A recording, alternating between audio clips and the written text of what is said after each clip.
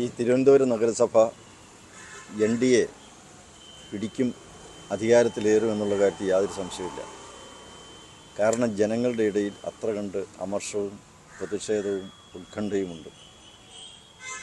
ഒരു സംസ്ഥാനത്തിൻ്റെ തലസ്ഥാന നഗരി ഇത്ര കണ്ട് എല്ലാ തലങ്ങളിലും അധോഗതിയും തകർച്ചയും സംഭവിക്കുന്നത് തീർച്ചയായിട്ടും കഴിഞ്ഞ നാളുകൾ അത്രയും ഭരിച്ച LDFൻ്റെയും UDFൻ്റെയും അവരുടെ നയരാഹിത്യത്തിൻ്റെയും നിഷേധാത്മകമായ നയത്തിൻ്റെയും ഫലമായിട്ടാണ്. ജനങ്ങൾ മാറി ചിന്തിക്കുകയാണ്. ജനങ്ങൾക്ക് വേണ്ടത് വികസനമാണ്. ഇവിടെ LDFും UDFും അവർ പ്രതിനിധാനം ചെയ്യുന്നത് അഴിമതി രാഷ്ട്രീയം, നിഷേധാത്മക രാഷ്ട്രീയം, ഈ തുടങ്ങിയിട്ടുള്ള നാടിന് വേണ്ടാത്ത, നാടിനൊരിക്കലും ഗതി പിടിക്കാത്ത, കാലഹരണപ്പെട്ടു പോയ രാഷ്ട്രീയമാണ്.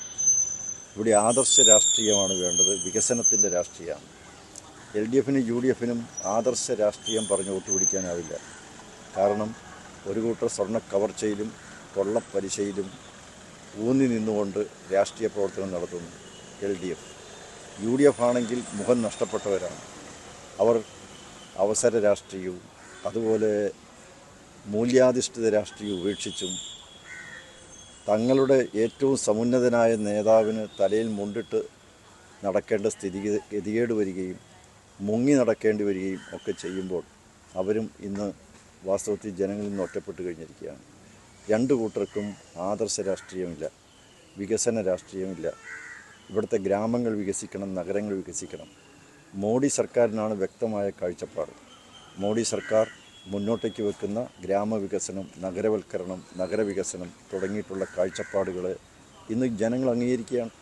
അതാണ് ഇന്ന് നാടെമ്പാടും കണ്ടുകൊണ്ടിരിക്കുന്നത്. നിരവധി ഗ്രാമപഞ്ചായത്തുകളിൽ NDA ഭരണം പിടിക്കും. ഈ പ്രാവശ്യം ഈ തെരഞ്ഞെടുപ്പ് കേരള രാഷ്ട്രീയത്തിലൊരു വഴിത്തിരിവാണ്. മാറ്റമുണ്ടാവുകയാണ്.